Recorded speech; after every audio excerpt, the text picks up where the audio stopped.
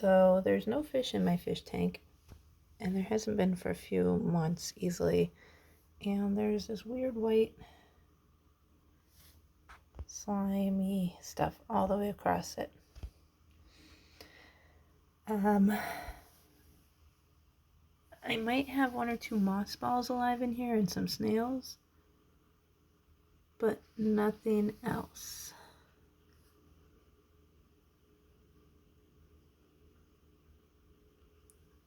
It feels slimy. It doesn't look oily, and it breaks up into these little particles. So help me figure out what it is. Okay.